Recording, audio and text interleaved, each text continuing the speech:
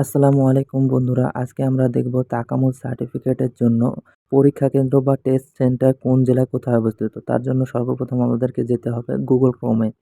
যে সার্চ বারে লিখব আমরা তাকামুল এসভিপি লিখে ইন্টারফেস করব।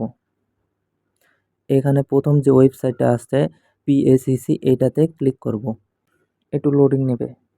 এরকম একটা ইন্টারফেস আসবে। এখানে ডান সাইডে 3 লাইনে ক্লিক করে টেস্ট সেন্টারের উপর ক্লিক করব আমরা।